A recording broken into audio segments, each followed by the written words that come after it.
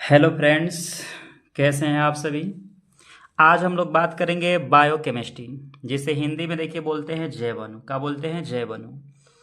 और आप जिस क्लास की तैयारी कर रहे हैं, अगर आप ट्वेल्थ क्लास की तैयारी कर रहे हैं या कोई कंपटीशन क्लास की तैयारी कर रहे हैं, तो आपके लिए यह चैप्टर बहुत ही कारगर सिद्ध होने वाली है। क्योंकि यहाँ से ना ट्वेल्थ क्लास में 5 से 7 नंबर आपका पूछ लेता है। 5 नंबर का एक 5 नंबर का एक क्वेश्चन पूछ लेता है, बाकी एक 2 नंबर का क्वेश्चन, 1-2 नंबर का ऑब्जेक्टिव क्वेश्चन आ जाते हैं। या आप कंपटीशन के भी छात्र हैं तो यहाँ से आपको टीआरई के लिए, जैसे टीआरई की तैयारी कर रहे हैं, तो आपके लिए यहाँ पे 1-2 नंबर मतलब दिला के जाएगा ये चैप्टर। और आज आप लोग के बायोकेमिस्ट्री में हम लोग एनसीईआरटी का जो पीडीएफ है, उस एनसीईआरटी के पीडीएफ के माध्यम से इस बायोकेमिस्ट्री का जैव अणु का सारे के सारे टॉपिक एक्सप्लेन करेंगे। और उस टॉपिक से आज तक जो भी क्वेश्चन पूछे हैं, कंपटीशन में पूछे हैं या ट्वेल्थ बोर्ड एग्जाम में पूछे हैं, उन सारे क्वेश्चनों का हम लोग व्याख्या करते हुए आप लोग को समझाते हुए चलेंगे। तो चलिए हम लोग इस सेशन को स्टार्ट करते हैं और आप लोग को टॉपिक को समझाते हैं। देखिए, सबसे पहले बात है कि जैव अणु क्या होता है, जैव अणु किसे कहते हैं। देखिए, जैव अणु का अगर बात करें तो ये हम लोग का ना बायोमोलिकुल जो है, इंग्लिश वर्ड में इसका बायोमोलिकुल होता है। तो इसका देखिए मेन पर्पज यहाँ पे देखिए उद्देश्य क्या है।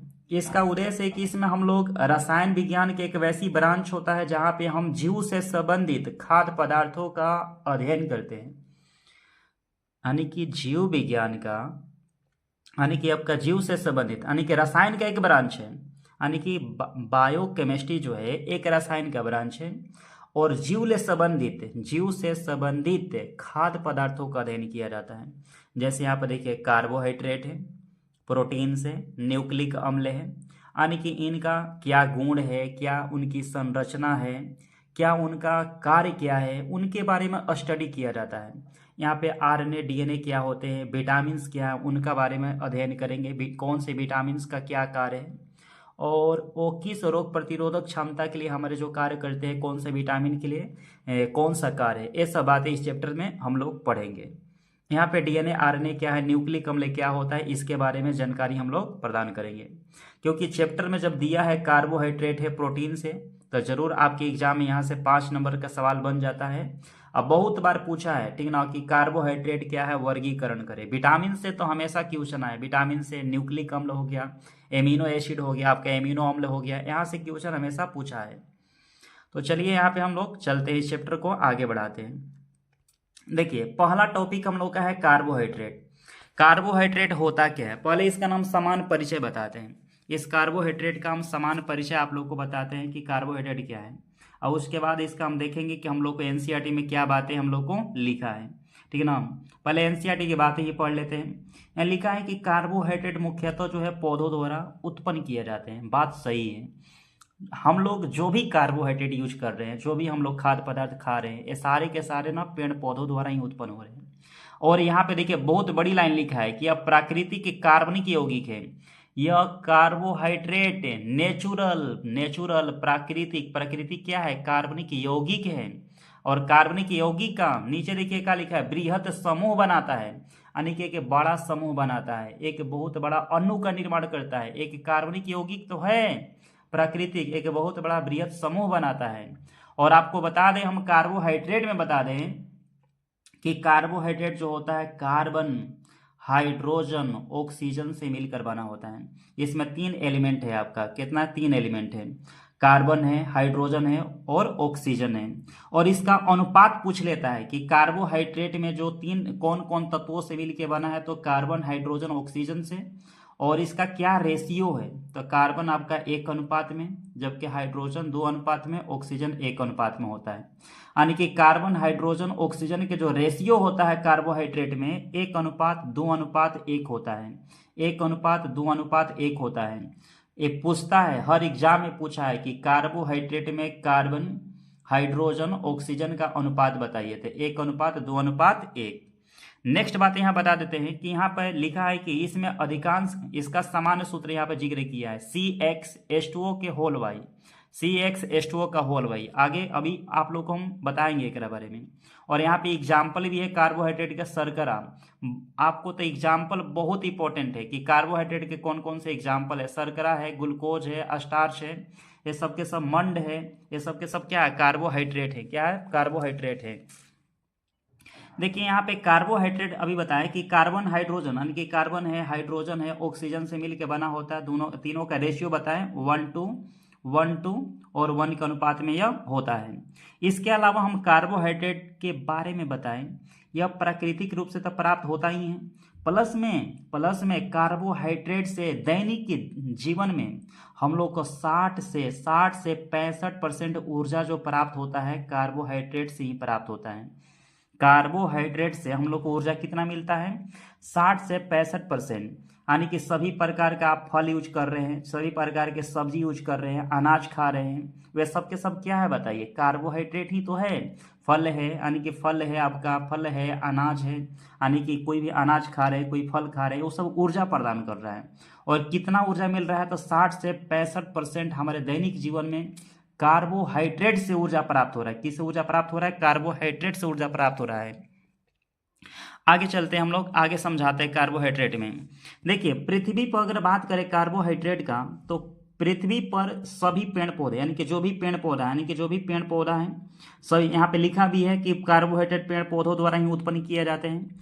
तो सभी पेड़ पौधे जो सेलुलोज के द्वारा बने होते हैं, यानी कि सब सेलुलोज के द्वारा बने होते हैं। जैसे आपका कार्बोहाइड्रेट में बात करें, अगर आप लोग कहीं नोटबुक लेके बैठे हैं अपने पास, तो नोटबुक भी कार्बोहाइड्रेट है। आपके पास करेंसी है, तो करेंसी जो है हम लोग का मुद्रा है, जो करेंसी हम लोग का मुद्रा है, वो भी हम लोग का कार्बोहाइड्रेट है। यानी कि सूती कपड़ा जो होता है, सूती कपड़ा जो है, ये भी हम लोग को क्या है, कार्बोहाइड्रेट है। यानी कि कार्बोहाइड्रेट हम लोग खा रहे हैं, कार्बोहाइड्रेट हम लोग पहने हुए हैं, कार्बोहाइड्रेट हम लोग का परिचालन, यानी कि मुद्रा संचालन भी हम लोग को कार्बोहाइड्रेट का ही है। ये सब के सब क्या है, कार्बोहाइड्रेट है। तो कार्बोहाइड्रेट के बारे में और थोड़ा सा एनसीईआरटी के बारे में हम लोग जिक्र करते हैं। क्या हम लोग को यहाँ पे लिखा है, कार्बोहाइड्रेट के एग्जाम्पल हम लोग यहाँ पे देखें, कार्बोहाइड्रेट के बारे में देखें तो एग्जाम्पल यहाँ पे जैसे सुक्रोज है, जिसे शर्करा बोलते हैं, शर्करा, और सुक्रोज भी बोलते हैं, ग्लूकोज है, स्टार्च है, मंड है, ये सब के सब क्या है, कार्बोहाइड्रेट है। क्या है, कार्बोहाइड्रेट है। सेलुलोज भी एक तरह के क्या है, कार्बोहाइड्रेट है। अभी सेलुलोज के बारे में आगे हम जिक्र करेंगे, ठीक है ना, आगे इसका पीडीएफ में है, यहाँ पे सेलुलोज क्या होता है, एनसीईआरटी में लिखा है कि सेलुलोज क्या है। और यहाँ पे इसका, यहाँ पे देखिए ग्लूकोज का यहाँ पे सूत्र भी लिखा है, C6H12 और O6 होता है। और यहाँ पे इसका सामान्य सूत्र है C6 और H2O के होल 6, गुना करेंगे तो ये बात ये आ जाएगा, C6H12O6। देखिए कार्बोहाइड्रेट के यहाँ पे लिखा है कि कार्बोहाइड्रेट, जो कार्बोहाइड्रेट हम लोग के कार्बोहाइड्रेट के रूप में वर्गीकृत कहता, परंतु कहता है सभी यौगिक के जो इस सूत्र के रूप में है, यहाँ पे जो इस सूत्र लिखा है C6H2O के होल 6 है, यानी कि सारे के सारे यौगिकों को कार्बोहाइड्रेट के रूप में ऐसे लिखा नहीं जा सकता है। सारे के सारे यौगिकों को कार्बोहाइड्रेट के रूप में ऐसा लिखा नहीं जा सकता है। और कार्बोहाइड्रेट के बारे में नीचे देखिए क्या लिखा है यहाँ पे, यह पॉली हाइड्रोक्सी अल्डिहाइड और कीटोन, यानी कि हम लोग के कार्बोहाइड्रेट जो है अल्डिहाइड और कीटोन के मूलक के रूप में रहता है, या अल्डिहाइड और कीटोन के मूलक के रूप में उपस्थित रहता है। ये बातें आप लोग को ध्यान देनी है। और यहाँ पे एक और बात यहाँ पे देखिए, कार्बोहाइड्रेट जो स्वाद में मीठे होते हैं, स्वाद में क्या होते हैं, मीठे होते हैं, इसे शर्करा बोलते हैं। क्या बोलते हैं, शर्करा बोलते हैं। यानी कि ये बात एग्जाम में पूछता है कि कार्बोहाइड्रेट बताइए स्वाद में मीठे होते हैं कि नहीं मीठे होते, मीठे होते हैं, उसे क्या कहते हैं, शर्करा बोलते हैं। और कैसा मूलक होता है, तो पॉलीहाइड्रोक्सी अल्डिहाइड और पॉलीहाइड्रोक्सी कीटोन का यह मूलक होता है। क्या होता है, मूलक होता है। नेक्स्ट बात है, आगे हम लोग समझते हैं। देखिए यहाँ पे कार्बोहाइड्रेट, अच्छा देखिए यहाँ पे लिखा है कि लैक्टोज या दूध में पाया जाता है। कार्बोहाइड्रेट को सेक्राइड भी कहते हैं। सेक्राइड हम लोग का ना ऊर्जा होता है, सेक्राइड क्या होता है, ऊर्जा। जो सेक्रोन का तत्पर शर्करा होता है, सेक्रोन का लिखा है ना कि ग्रीक में सेक्रोन का मतलब क्या होता है, शर्करा होता है। और यहाँ लैक्टोज जो है आपका यह दूध में पाया जाता है। अभी आगे हम लोग देखेंगे लैक्टोज के बारे में। कार्बोहाइड्रेट को सेक्राइड भी बोलते हैं। सेक्राइड ना ऊर्जा का मात्रक होता है, यानी कि कार्बोहाइड्रेट के जो कार्बोहाइड्रेट है, तो कार्बोहाइड्रेट के ऊर्जा के मात्रक जो होता है वो सेक्राइड होता है। क्या होता है, सेक्राइड होता है। अब यहाँ पे है कार्बोहाइड्रेट का वर्गीकरण। क्या है, कार्बोहाइड्रेट का वर्गीकरण। तो कार्बोहाइड्रेट को जल अपघटन में उनके व्यवहार के आधार पर इसे 3 भागों में बांटा जाता है। जल अपघटन में उनके व्यवहार के आधार पे यहाँ पे लिखा है कि कार्बोहाइड्रेट को देखिए जल अपघटन में उनके व्यवहार के आधार पर 3 भागों में बांटा गया है। एक मोनोसेकेराइड है, एक ओलिगोसेकेराइड है, और इसके बाद एक हम लोग का पॉलीसेकेराइड है। एक क्या है, पॉलीसेकेराइड है। चलिए यहाँ सबके बारे में हम लोग देखते हैं। पहले आप लोग को मोनोसेक्राइड के बारे में बताते हैं कि मोनोसेक्राइड क्या होता है। देखिए मोनोसेक्राइड अगर देखें तो यह स्वाद में हम लोग का मीठा है। यहाँ पर देखते हैं क्या लिखा है, वे कार्बोहाइड्रेट जो पॉलीहाइड्रोक्सी अल्डिहाइड और कीटोन के और अधिक, यहाँ पे लिखा है आप देखिए, यहाँ पे लिखा है कि वह पॉलीहाइड्रोक्सी अल्डिहाइड और कीटोन और अधिक सरल यौगिकों में जल अपघटित नहीं किया जा सकता है। यानी कि मोनोसेक्राइड वे पॉलीहाइड्रोक्सी अल्डिहाइड और कीटोन होते हैं, वे पॉलीहाइड्रोक्सी अल्डिहाइड और कीटोन के और अधिक सरल यौगिक में इसे जल अपघटित नहीं कर सकते हैं। हम लोग के कार्बोहाइड्रेट तो पॉलीअल्डिहाइड और कीटोन के मूलक है, लेकिन उसे जल अपघटित नहीं कर सकते हैं, उसे जल अपघटित नहीं किया जा सकता है। और यहाँ पे है कि मोनोसेक्राइड, ये मोनोसेक्राइड कहलाते हैं, मोनोसेक्राइड उन्हें मोनोसेक्राइड कहते हैं। लगभग ना 20 मोनोसेक्राइड प्रकृति में ज्ञात है। बताइए प्रकृति में मोनोसेक्राइड की संख्या कितनी है? 20 मोनोसेक्राइड पूछता है कि बताइए, एनसीईआरटी में जब लिखा है कि एनसीईआरटी का पीडीएफ है, एनसीईआरटी में लिखा है कि प्रकृति में मोनोसेक्राइडों की संख्या कितना है? 20। और यह जल में अपघटित नहीं होता है जी, यह जल में अपघटित नहीं होता है। और इसमें कुछ समान उदाहरण भी है, कुछ समान उदाहरण तो बहुत इंपॉर्टेंट है कि 20 मोनोसेक्राइड में जो एनसीईआरटी में दिया है, जैसे ग्लूकोज दिया है, फ्रक्टोज दिया है, राइबोस दिया है, ये सब के सब जो है मोनोसेक्राइड है। क्या है? मोनोसेक्राइड है। अच्छा एक बात और आप लोग को समझा देते हैं। यहाँ पे हम लोग के जो कार्बोहाइड्रेट है, जो कार्बोहाइड्रेट में जो मोनोसेक्राइड है, मोनोसेक्राइड जो होता है ना, कार्बन संख्या है, या कार्बन संख्या 3 से लेकर के कार्बन संख्या 7 तक, कार्बन संख्या 7 नंबर तक पाए जाते हैं। यानी कि इसमें कार्बन संख्या 3 से लेकर के कार्बन संख्या 7 तक, कार्बन संख्या 7 तक मोनोसेक्राइड पाए जाते हैं। अभी एनसीईआरटी में आगे दिया है, अभी इसको दिखाएंगे आप लोग को, पीडीएफ में हम रखे हैं यहाँ पे, आप लोग को दिखाएंगे कैसे पूछेगा क्वेश्चन, वो भी आप लोग को बताएंगे। और कार्बोहाइड्रेट में और थोड़ा सा बता दें, मोनोसेक्राइड में बता दें कि मोनोसेक्राइड तो ठीक है कि जल में वह अपघटित नहीं होता है, और इसकी संख्या जो है प्राकृतिक में 20 होती है, 20 होती है। जैसे एग्जाम्पल यहाँ पे है, एग्जाम्पल में ग्लूकोज है, फ्रक्टोज है और राइबोस है। ग्लूकोज, फ्रक्टोज, राइबोस ये सब क्या है? मोनोसेक्राइड है। क्या है? मोनोसेक्राइड है। आपके एग्जाम में ऐसे भी क्वेश्चन दे देगा कि निम्न में कौन मोनोसेक्राइड है, तो ग्लूकोज, फ्रक्टोज, राइबोस रहेगा, तो मोनोसेक्राइड है। जैसे यहाँ पे बता देते हैं कि जो ग्लूकोज है और फ्रक्टोज है, इसमें कार्बन संख्या 6 होते हैं। ग्लूकोज में भी कार्बन नंबर 6 होता है, फ्रक्टोज में भी कार्बन नंबर 6 होता है, लेकिन राइबोस जो है इसमें कार्बन नंबर 5 होता है। क्या होता है? Carbon number 5। राइबोस में कार्बन की संख्या कितनी होती है? 5 होती है। क्या होती है? 5 होती है। और आगे हम लोग आप लोग को समझाते हैं नेक्स्ट, और मोनोसेक्राइड के बारे में और बताते हैं आप लोग को। जो मोनोसेक्राइड है हम लोग का, देखिए हम लोग का जो मोनोसेक्राइड है सर, तो मोनोसेक्राइड में जो है ये हम लोग का पेंटोज, ठीक ना, ये हम लोग का पेंटोज और हेक्सोज, पेंटोज और हेक्सोज के रूप में रहता है, पेंटोज और हेक्सोज के रूप में रहता है। मोनोसेक्राइड जो होता है वो हम लोग का पेंटोज होता है और हेक्सोज के रूप में रहता है। किस रूप में रहता है? पेंटोज रहता है, हेक्सोज के रूप में रहता है। अगर यहाँ पे देखिए पेंटोज के रूप में बात करें तो यहाँ पे देखिए राइबोस जो है ना, पेंटोज का फॉर्म है, जबकि ग्लूकोज और फ्रक्टोज जो होता है, ग्लूकोज और फ्रक्टोज जो होता है हम लोग का, ये हम लोग का हेक्सोज का फॉर्म है। ग्लूकोज, ठीक ना, हेक्सोज में आता है, ग्लूकोज आता है, एक तो आपका ग्लूकोज आ जाएगा, यहाँ पे ग्लूकोज आएगा, एक फ्रक्टोज आ जाएगा। एनसीईआरटी में तो 2 ही रखा है, ग्लूकोज फ्रक्टोज रखा है, लेकिन ग्लूकोज फ्रक्टोज के अलावा एक और होता है, गैलेक्टोज। क्या होता है? गैलेक्टोज। तो ग्लूकोज, फ्रक्टोज और गैलेक्टोज, क्या होता है? गैलेक्टोज। ये तीनों के तीनों जो है ना हेक्सोज में आते हैं। क्या आते हैं? हेक्सोज में। थोड़ा पेंटोज की बात कर लेते हैं कि मोनोसेक्राइड के पेंटोज में कौन कौन आते हैं। तो पेंटोज जो है जिसमें कार्बन संख्या मतलब 5 होते हैं, वो कौन कौन मोनोसेक्राइड है जिसमें कार्बन संख्या 5 होता है, उसका हम थोड़ा बात कर लेते हैं आप लोग के सामने। तो देखिए एक तो हो गया राइबोस, यहाँ पे एग्जाम में एनसीईआरटी दिया है कि राइबोस होता है, राइबोस, ठीक ना। राइबोस जो होता है हम लोग का, यह हम लोग का पेंटोज में होता है। इसके अलावा हम लोग के, ठीक ना, डीऑक्सी राइबोस एक होता है, डीऑक्सी। क्या होता है? डीऑक्सी राइबोस होता है, डीऑक्सी राइबोस होता है, ठीक है ना। डीएनए के नाम से इसे बोलते हैं, डीऑक्सी राइबोस होता है। एक होता है जाइलोज में भी ये हम लोग का मोनोसेक्राइड है, जाइलोज जो हम लोग का मोनोसेक्राइड है, ठीक है ना। एनसीईआरटी के अलावा भी बता रहे हैं आप लोगों को, जाइलोज हम लोग का मोनोसेक्राइड है, और यह मोनोसेक्राइड है जाइलोज, इसमें कार्बन नंबर 5 होती है। क्या होती है? कार्बन नंबर 5 होती है। और आप लोग को जाइलोज के बारे में थोड़ा सा बता दें, तो जाइलोज जो ना हम लोग के पादप से प्राप्त होने वाला शर्करा होता है, पादप से प्राप्त होता है, और इसे बबूल के गोंद, और जाइलोज को बबूल के गोंद बोलते हैं, या गेहूं के भूसा से भी प्राप्त होता है जाइलोज। जो गेहूं होता है ना, गेहूं के छिलका हम लोग निकाल लेते हैं चाल उल करके, तो गेहूं के छिलका से भी जाइलोज प्राप्त होता है, गेहूं के छिलका से भी प्राप्त होता है। ताइए मोनोसेक्राइड में एनसीईआरटी में 2 दिया था, ग्लूकोज, फ्रक्टोज और राइबोस दिया था। तो ग्लूकोज और फ्रक्टोज जो होता है कार्बन नंबर इसमें 6 पाया जाता है, लेकिन राइबोस में कार्बन संख्या 5 पाया जाते हैं। और आपका कार्बन संख्या 6 वाला तो 2 को दिया है, ग्लूकोज फ्रक्टोज। एक और आप लोग को गैलेक्टोज बताएं, गैलेक्टोज में भी कार्बन संख्या क्या पाया जाता है, 6 पाया जाता है। और गैलेक्टोज जो है हम लोग का गैलेक्टोज बताएं कि गैलेक्टोज जो होता है हम लोग का एक मोनोसेकेराइड है। क्या है, मोनोसेकेराइड है। और इसके अलावा हम बताएं आप लोग को, ठीक है ना, मोनोसेकेराइड में जिसमें कार्बन संख्या 5 पाया जाता है वो आपका मोनोसेकेराइड है। तो एक तो राइबोस है, और राइबोस के अलावा आप लोग को बताएं जाइलोज। क्या बताया, जाइलोज, ठीक है ना, जाइलोज हम लोग का मोनोसेकेराइड में आता है जिसमें कार्बन संख्या 5 होता है। इसके अलावा ए राइबोनोज भी होता है, ए राइब ऐसे लिख देते हैं, ए राइबनोज भी जो होता है मोनोसेकेराइड है, और कार्बन संख्या इसमें क्या होती है, 5 होती है।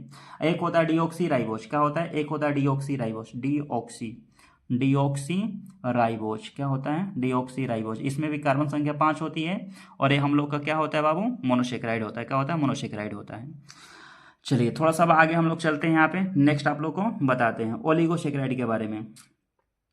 देखिए, वे कार्बोहाइड्रेट जिनके जल अपघटन से मोनोसेकेराइड के 2 से 10 तक इकाइयां, यानी कि जिसमें हम लोग के मोनोसेकेराइड के 2 से अगर उसको हम जल अपघटन करेंगे तो जिसमें मोनोसेकेराइड के 2 से 10 तक, 2 से यहाँ लिखा है ना, एनसाइड में साफ साफ लिखा है कि वे मोनोसेकेराइड के 2 से 10 तक इकाइयां प्राप्त होती है। तो आप ऐसे भी कर सकते हैं कि जब कार्बोहाइड्रेट को जल अपघटन करेंगे, अगर 2 से 10 तक मोनोसेकेराइड दे रहा है, 2 से 10 तक दे रहा है, तो उसको हम लोग क्या कहेंगे, ओलिगोसेकेराइड के नाम से जानेंगे। यहाँ पे लिखा है कि उसे हम लोग कहते हैं ओलिगोसेकेराइड कहते हैं। क्या कहते हैं, ओलिगोसेकेराइड कहते हैं। और जल अपघटन से प्राप्त मोनोसेकेराइड के संख्या के आधार पर इसे डाइसेकेराइड या ट्राइसेकेराइड और टेट्रासेकेराइड में भी बांटा जाता है। यानी कि ओलिगोसेकेराइड डाइसेकेराइड यानी कि 2 देगा तो डाइसेकेराइड, 3 देगा तो ट्राइसेकेराइड, अगर 4 संख्या में दे देगा तो उसे टेट्रासेकेराइड के नाम से जानेंगे। ठीक है, यहाँ पे आगे देखिए, आगे हम लोग को लिखा है कि यहाँ पे जो डाइसेकेराइड है, डाइसेकेराइड जो होता है इसमें प्रमुख होता है, यानी कि ओलिगोसेकेराइड में सबसे प्रमुख जो है डाइसेकेराइड है। क्या है, डाइसेकेराइड। डाइसेकेराइड ओलिगोसेकेराइड में क्या है, सबसे प्रमुख है। डाइसेकेराइड के जल अपघटन से अगर हम डाइसेकेराइड है, मान लो अभी डाइसेकेराइड के एग्जाम्पल बताएंगे, और डाइसेकेराइड को अगर हम जल अपघटन करेंगे तो यहाँ से 2 मोनोसेकेराइड मिलता है। तो आपके एग्जाम में ऐसे भी क्वेश्चन पूछ सकता है कि जब डाइसेकेराइड को जल अपघटन किया जाता है तो कितना मोनोसेकेराइड मिलता है, तो 2 मोनोसेकेराइड मिलता है। कितना मिलता है, 2 मोनोसेकेराइड मिलता है। और इसके अलावा यहाँ पे आगे हम लोग चलते हैं। इसके अलावा यहाँ पे लिखा है कि सुक्रोज जो है एक जल अणु, ठीक ना, जल अपघटन के द्वारा ग्लूकोज और फ्रक्टोज के एकक इकाई देता है। यानी कि जब हम सुक्रोज का जल अपघटन करते हैं, किसका करते हैं, सुक्रोज का, ठीक ना, जब हम सुक्रोज का जल अपघटन करते हैं, एक सेकेंड, जब हम सुक्रोज का जल अपघटन करते हैं, देखिए सुक्रोज हो यहाँ पे कहाँ है, हाँ, सुक्रोज का जल अपघटन करते हैं तो ग्लूकोज और फ्रक्टोज के 2 इकाई देता है, और माल्टोज को भी जल अपघटन करते हैं तो 2 ग्लूकोज देता है। तो ये बहुत ही वीवीआई क्वेश्चन है, ये बहुत ही आप क्या है, बहुत ही वीवीआई क्वेश्चन है। पहला बात है कि पूछेगा कि जब हम सुक्रोज है, ठीक है, जब सुक्रोज है, आराम से सुनिए, जब हम सुक्रोज के जल अपघटन करेंगे तो यहाँ से मिलेगा एक ग्लूकोज मिलेगा, प्लस में एक क्या मिलेगा, फ्रक्टोज मिलेगा। एक ग्लूकोज मिलेगा, एनसाइड में लिखा है ना यहाँ पे कि सुक्रोज के जल अपघटन से एक ग्लूकोज और फ्रक्टोज के एक इकाइयाँ देता है। जबकि हम माल्टोज के द्वारा 2 इकाइयाँ केवल ग्लूकोज का ही प्राप्त करते हैं। माल्टोज के द्वारा हम केवल, यानी कि जब माल्टोज, ठीक है, माल्टोज अब ये आगे बताएंगे माल्टोज के बारे में, ऐसे, ठीक है ना। माल्टोज के बारे में थोड़ा सा बता देते हैं। यह मिलेट्स से मिलता है, बोले तो मोटे अनाजों से प्राप्त होता है। जौ हो गया, जौ क्या आपका मोटा अनाज है, ठीक है ना, जौ आपका मोटा अनाज है, तो मोटे अनाजों से प्राप्त होता है। मिलेट्स हो गया यानी कि मोटे दाने वाला, जौ बाजरा हो गया, ये सब मोटे दाने वाले हैं, उनसे प्राप्त होता है आपका माल्टोज मिलता है। एक सेकंड। और माल्टोज को हम जल अपघटन करेंगे तो केवल ग्लूकोज के 2 इकाई देगा, ठीक ना, यानी कि इस माल्टोज से प्राप्त होने वाले 2 इकाइयाँ केवल ग्लूकोज की ही होते हैं। तो माल्टोज के जल अपघटन करने से केवल ग्लूकोज के 2 अणु ही प्राप्त होते हैं। आगे हम लोग चलते हैं पॉलीसेकेराइड के बारे में। देखिए पॉलीसेकेराइड के बारे में, यहाँ से क्वेश्चन, वे कार्बोहाइड्रेट जिनका जल अपघटन पे अधिक संख्या में मोनोसेकेराइड मिलती है। हाँ, देखिए जब हमारा मोनोसेक्राइड मिल रहा था, ठीक ना, मोनोसेक्राइड 20 के संख्या में प्राप्त हो रहा था, 20 के संख्या में प्राप्त हो रहा था, तो उसको हम लोग बताइए क्या बोल रहे थे, उसको हम लोग क्या बोल रहे थे, उसको बोल रहे थे हम लोग मोनोसेक्राइड बोल रहे थे। कि जब कार्बोहाइड्रेट को हम जल अपघटन करें, उनकी संख्या 20 मिल रही है तो हम लोग मोनोसेक्राइड है। मोनोसेक्राइड तो जल में अपघटित नहीं हो रहा था, बताया था अभी तक बताया था कि मोनोसेक्राइड जल में अपघटित नहीं होता है, कीटो और अल्डिहाइड का क्या है, मूलक होता है, और जल अपघटित नहीं होता है, 20 के संख्या में रहते हैं। जैसे एग्जाम्पल आपको बताए थे 6 कार्बन वाले 5 कार्बन वाले, अगर जल में अपघटित होकर 2 से 10 तक देगा तो उसे ओलिगोसेक्राइड बोलेंगे। और इसके अलावा अगर हम जल में घुलने के बाद, ठीक है ना, यदि जल में घुलने के बाद, यहाँ पे जल में घुलने के बाद, अगर यहाँ पे जल में घुलने के बाद अगर अधिक संख्या में लिखा है ना, या अधिक संख्या में मोनोसेक्राइड देता है तो उसे पॉलीसेक्राइड कहते हैं। यानी कि वैसा कार्बोहाइड्रेट जिसे जल में अपघटित करने के बाद अधिक संख्या में मोनोसेक्राइड को प्राप्त कर ले, अधिक संख्या में क्या करें, मोनोसेक्राइड को प्राप्त कर ले, तो यहाँ उसे क्या बोलेंगे हम लोग, उसे पॉलीसेक्राइड बोलेंगे। इसका उदाहरण भी है, जैसे स्टार्च है, सेलुलोज है, ग्लाइकोजन है, गोंद है, ये सब क्या है, इसका एग्जाम्पल क्या है, एग्जाम्पल है। देखिए एग्जाम्पल यहाँ पर साफ साफ लिखा है, स्टार्च, सेलुलोज, ग्लाइकोजन, गोंद, ये सब के सब क्या है, पॉलीसेकेराइड है। और पॉलीसेकेराइड स्वाद में क्या होते हैं, मीठे नहीं होते भाई, या स्वाद में मीठे नहीं होते। यहाँ देखिए क्या लिखा है, अशर्करा बोलते हैं, यहाँ देखिए क्या लिखा है, इसे अशर्करा बोलते हैं, क्या बोलते हैं, अशर्करा बोलते हैं। तब पॉलीसेकेराइड जो होता है जल में अपघटित होने के बाद अधिक संख्या में हम लोग का मोनोसेकेराइड देता है, अधिक संख्या में क्या देता है, मोनोसेकेराइड देता है।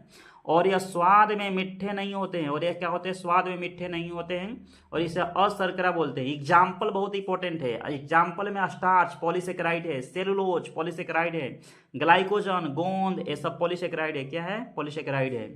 आगे चलते हैं यहाँ पे पॉलीसेकेराइड के बारे में। देखिए यहाँ लिखा है कि कार्बोहाइड्रेट को अपचयी अनपचयी शर्करा में वर्गीकृत किया जा सकता है। इसे ना हम लोग अनपचयी अपचयी शर्करा भी बोलते हैं, कार्बोहाइड्रेट को क्या बोलते हैं, अपचयी अलपचयी शर्करा में विभक्त करते हैं। नीचे एक देखिए देखिए बहुत इंपॉर्टेंट लाइन लिखा है कि कार्बोहाइड्रेट जो फेहलिंग विलयन और टॉलेन अभिकर्मक को उचित कर देता है, यानी कि फेहलिंग परीक्षण और टॉलेन अभिकर्मक में भी कार्बोहाइड्रेट का यूज किया जाता है। और ठीक ना, पूछेगा आपके परीक्षा में कि फेहलिंग और टॉलेन विलयन में बताइए, यानी कि किसका परीक्षण के लिए यूज किया जाता है, कार्बोहाइड्रेट को, कार्बोहाइड्रेट को अपचयी शर्करा भी, इसे अपचयी शर्करा भी बोलते हैं। और यहाँ पे लिखा है कि सभी मोनोसेक्राइड चाहे वो एल्डोज में हो चाहे कीटोज में हो वो अपचयी शर्करा भी होंगे। यानी कि हम लोग के कार्बोहाइड्रेट जो होता है पॉलीहाइड्रोक्सी अल्डिहाइड और कीटोन के रूप में रहता है, चाहे वो अल्डिहाइड के रूप में हो जिसे एल्डोज बोलेंगे, चाहे कीटोन के रूप में हो कीटोस बोलेंगे, उसे अपचयी शर्करा ही बोलेंगे, क्या उसे अपचयी शर्करा बोलेंगे। चलिए फिर से यहाँ पर देखिए मोनोसेक्राइड आ गया है। तो आप लोग को मोनोसेक्राइड के बारे में अभी बताएं कि मोनोसेक्राइड जो होता है हम लोग की कार्बन संख्या अभी बता रहे थे कि कार्बन संख्या 3 से लेकर के कार्बन संख्या कहाँ तक 7 तक पाया जाता है। देखिए कार्बन नंबर 3 रहेगा तो उसे बताइए सामान्य पद उसका ट्रायोस बोलेंगे, क्या बोलेंगे, ट्रायोस। अल्डिहाइड में उसे एल्डो ट्रायोस बोलेंगे, कीटोन में उसे कीटो ट्रायोस बोलेंगे। जबकि कार्बन संख्या जब 4 रहेगा मोनोसेक्राइड में उसे टेट्रोस बोलेंगे, 4 को टेट्रोस। जब अल्डिहाइड के फॉर्म में रहेगा तो एल्डो टेट्रोस, और कीटोन रहेगा तो कीटो टेट्रोस बोलेंगे, क्या बोलेंगे, कीटो टेट्रोस बोलेंगे। उसके बाद देखिए यहाँ पे जब कार्बन संख्या उसी प्रकार देखिए मतलब 7 है, तो 7 है तो मान के उसका समान पद हेप्टोस है, अल्डिहाइड में उसे एल्डो हेप्टोस बोलेंगे, कीटोन में उसे कीटो हेप्टोस बोलेंगे।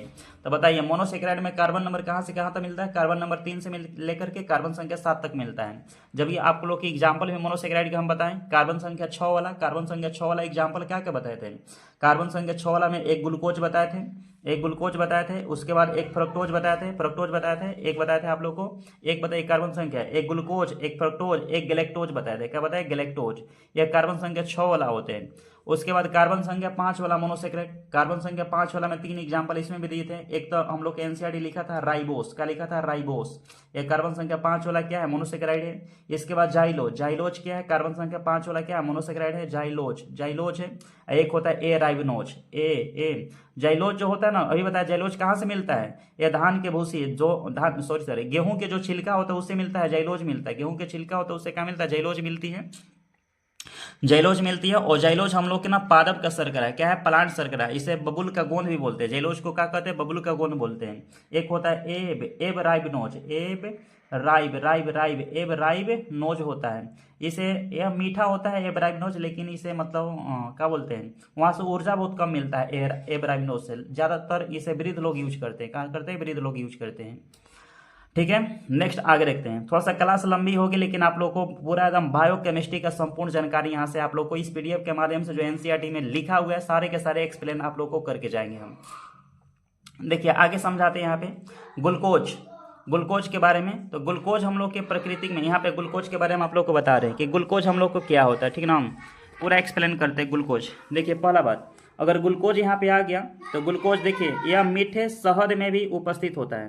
ग्लूकोज मीठे शहद में और पके हुए अंगूर में भी अधिक मात्रा में ग्लूकोज पाया जाता है। इसीलिए ग्लूकोज को ना हम लोग अंगूर के शर्करा भी बोलते हैं।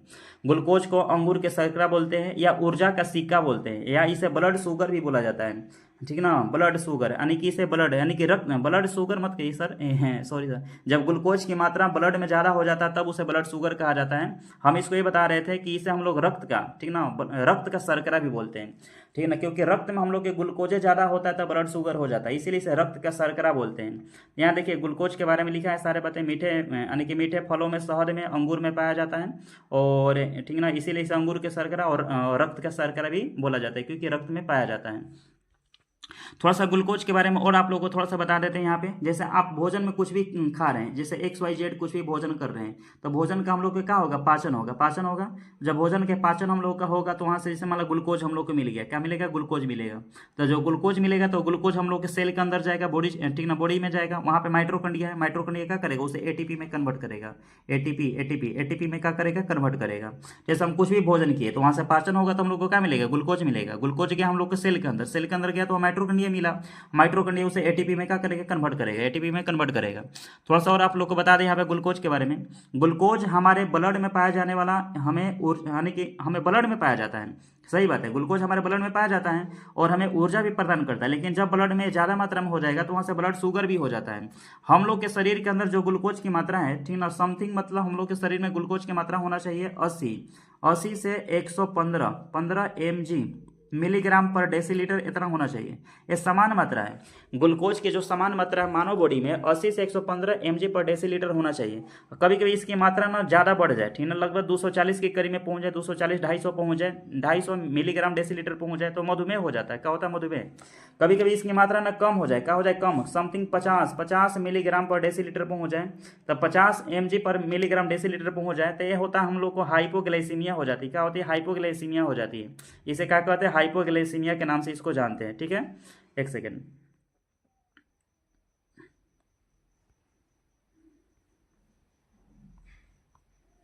इसे हाइपोग्लाइसीमिया के नाम से जानते हैं।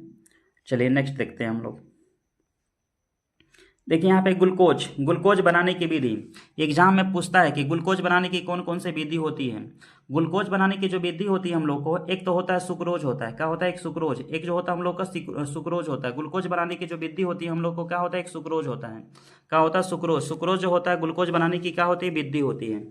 तो ग्लूकोज बनाने की जो विधि है, एक हम लोग का क्या होता है बाबू, सुक्रोज होता है। यहाँ पे सुक्रोज के द्वारा ग्लूकोज बनाया जाता है। और किस तरह से बनता है यहाँ पे लिखा है, देखिए सुक्रोज, जब सुक्रोज को, ये सुक्रोज का फॉर्मूला है यानी कि चीनी का सूत्र है C12H/11, जिससे जल अपघटन यानी कि सुक्रोज को तनु हाइड्रोक्लोरिक अम्ल और या अथवा H2SO4 के साथ एल्कोहलिक विलयन में देखिए लिखा है ना, यहाँ पे लिखा है, यहाँ पे सारे के सारे बातें लिखा है कि सुक्रोज को तनु HCl और H2SO4 के साथ एल्कोहलिक विलयन में क्वथन करने पर, यानी कि उसे क्वथन करने पर, गर्म करने पर एक मिलता है हम लोग को ग्लूकोज मिलता है, एक का मिलता है फ्रक्टोज मिलता है।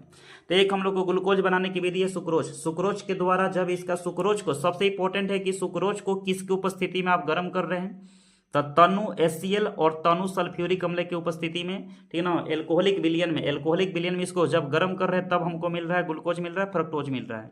और इसके साथ साथ एक और दूसरा विधि हम लोग को ग्लूकोज बनाने की, अस्टार्च के द्वारा। किसके द्वारा, अस्टार्च के द्वारा। देखिए अस्टार्च का फॉर्मूला है C6H10O5 के होल एन है ये यहाँ पे, ठीक ना। अस्टार्च इसी को सेलुलोज भी बोलते हैं। तो यहाँ पे जब अस्टार्च, ठीक ना, जब अस्टार्च यानी के लिए औद्योगिक स्तर पर ग्लूकोज को अस्टार्च के जल अपघटन से क्या किया जाता है, प्राप्त किया जाता है। औद्योगिक स्तर पे ग्लूकोज को, ठीक ना, ग्लूकोज को अस्टार्च के जल अपघटन से क्या किया जाता है, प्राप्त किया जाता है। इसके लिए टेम्परेचर, यहाँ पर भी तनु सल्फ्यूरिक अम्ल है, और लेकिन टेम्परेचर जो है 393 केल्विन है, दाब है 2 से 3 वायु दाब बोले तो 2 से 3 ATM दाब है। तब यहाँ पे हम लोग को ग्लूकोज को मिलता है। यहाँ पे N क्या है, तो नंबर ऑफ मॉलिक्यूल है ग्लूकोज का, यानी कि कितना संख्या में मिल रहा है ग्लूकोज। उसके बाद देखिए यहाँ पे ग्लूकोज का संरचना है, ये हम लोग के ग्लूकोज के क्या स्ट्रक्चर है, जो अल्डिहाइड के फॉर्म में, कीटोन के भी फॉर्म में होता है। यानी कि ग्लूकोज जो है एल्डोहेक्सोज और तथा इसे डेक्सट्रोज भी कहते हैं, डेक्सट्रोस भी कहते हैं।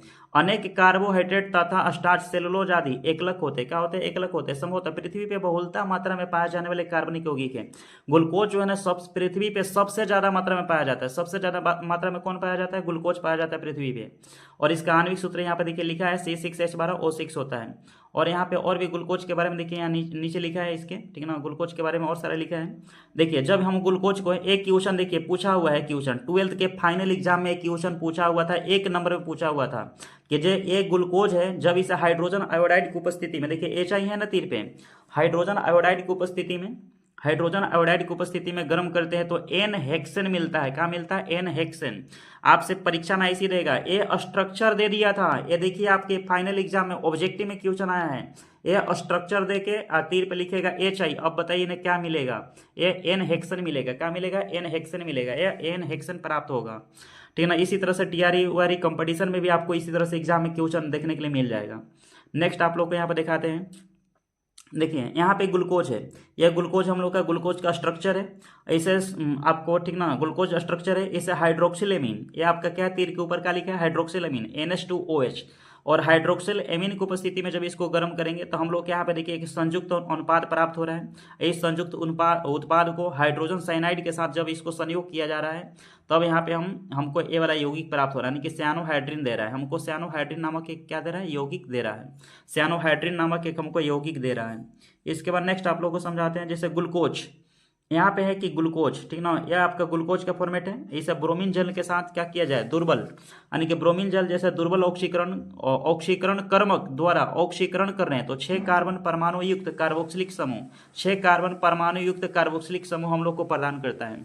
6 कार्बन युक्त कार्बोक्सिलिक समूह क्या कर रहा है, हम लोग को प्रदान कर रहा है। 6 कार्बन युक्त कार्बोक्सिलिक समूह हम लोग को क्या कर रहा है, प्रदान कर रहा है। नेक्स्ट आप लोग को समझाते हैं आप लोग को यहाँ पे अगला पॉइंट, जो 5वां पॉइंट है कि ग्लूकोज के एसिटिक एनहाइड्राइड और एसिटिलीन से ग्लूकोज में पेंटा एसीटेट बनता है, जो ग्लूकोज में 5 OH समूहों की उपस्थिति में पुष्टि करता है, क्योंकि ग्लूकोज जो है अस्थायी यौगिक है। ग्लूकोज क्या है, एक अस्थायी यौगिक है। चलिए नेक्स्ट बात है, आप लोग को समझाते हैं। यहाँ पे आइए, ग्लूकोज, यहाँ पर देखिए ग्लूकोज का स्ट्रक्चर है और इसे एसिटिक एनहाइड्राइड की उपस्थिति में गर्म कर रहे हैं तो यहाँ पे हम लोग को देखिए एक संयुक्त उत्पाद मिल रहा है हम लोग को, ठीक ना, संयुक्त उत्पाद यहाँ पे प्राप्त हो रहा है। उसके बाद अगला पॉइंट हम लोग का 6ठा पॉइंट है कि ग्लूकोज है, ग्लूकोज तथा ग्लूकोनिक अम्ल दोनों ही नाइट्रिक अम्ल द्वारा ऑक्सीकरण से एक डाई कार्बोक्सिलिक अम्ल देता है, जिसे सैक्रिक अम्ल कहते हैं। ग्लूकोज एक प्राथमिक एल्कोहलिक समूह की उपस्थिति में दर्शाता है। देखिए यहाँ पे ग्लूकोज है और जब इसको ऑक्सीकरण करा रहे हैं यहाँ पे, ये हम लोग को सैक्रिक अम्ल दे रहा है। क्या कर रहा है, सैक्रिक अम्ल दे रहा है। फिर से यहाँ पे देखिए ग्लूकोनिक अम्ल है, जब ग्लूकोनिक अम्लों को भी ऑक्सीकरण करेंगे तो हम लोग को सैक्रिक अम्ल ही देगा। क्या देगा, सैक्रिक अम्ल। जैसे आप लोग यहाँ पे इस तरह से बात है, यहाँ पे ये भी बहुत इंपॉर्टेंट पॉइंट है, ये भी एग्जाम में क्वेश्चन में पूछ दिया है कि ग्लूकोज हो चाहे ग्लूकोनिक अम्ल हो, अगर दोनों को हम यहाँ ऑक्सीकरण कर, देखिए तीर इधर से, यहाँ पे तीर इधर से, दोनों को अगर हम ऑक्सीकरण करेंगे तो हम लोग को सैक्रिक अम्ल ही प्राप्त होगा। यानी कि जो सैक्रिक अम्ल है या तो ग्लूकोज के ऑक्सीकरण से मिल सकता है या तो ग्लूकोनिक अम्ल के ऑक्सीकरण से हम लोग को सैक्रिक अम्ल प्राप्त होता है। इसके बारे में यहाँ पे देखिए नेक्स्ट, यहाँ पे ग्लूकोज का स्ट्रक्चर दिया है यहाँ पे, ठीक ना, ग्लूकोज के बारे में यहाँ पे स्ट्रक्चर यहाँ पे दे दिया है। स्ट्रक्चर समझाया है कि कौन सा ग्लूकोज क्या होता है, किस तरह से इसको जोड़ते हैं, अल्फा बीटा करके ग्लूकोज के बारे में यहाँ पे स्ट्रक्चर को समझाया है।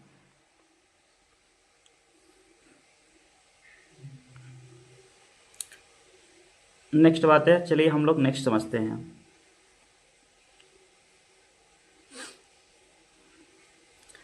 ग्लिसरॉल अल्डिहाइड समोई, यहाँ पे ग्लूकोज के समोई के बारे में कि ग्लूकोज में कितने प्रकार के समोई होते हैं, ठीक ना, कितने प्रकार के समोई है ग्लूकोज के, यहाँ पे सक्रिय संरचना है, ठीक ना, कि ग्लूकोज का क्या चक्रीय संरचना होता है, इसके बारे में यहाँ पे ग्लूकोज के बारे में लिखा है। और ग्लूकोज के चक्रीय संरचना में ग्लूकोज में देखिए 2 भिन्न क्रिस्टल रूपों में पाया जाता है, जिसमें अल्फा और बीटा कहते हैं। और ग्लूकोज के अल्फा गलनांक 419 केल्विन ताप पर, सांद्र विलयन 323 केल्विन ताप पर क्रिस्टलीकरण द्वारा प्राप्त किया जाता है। और इसका जो बीटा गलनांक है, जो इसका बीटा गलनांक 423 से 371 केल्विन ताप पर ग्लूकोज को गर्म करके संतृप्त विलयन से इसे क्रिस्टलीकरण करके प्राप्त किया जाता है। तो ग्लूकोज के अल्फा और बीटा गलनांक के बारे में यहाँ पे लिखा हुआ है और दोनों के यहाँ पे स्ट्रक्चर आपका यहाँ पे दिया हुआ है। चलिए नेक्स्ट बात है, आप लोग को समझाते हैं। यहाँ पे ग्लूकोज देख रहे थे हम लोग। चलिए यहाँ पे आइए, देखिए डाइसैकेराइड यह डाइसेकेराइड क्या होता है, ठीक है ना, यह डाइसेकेराइड क्या होता है, एक सेकेंड,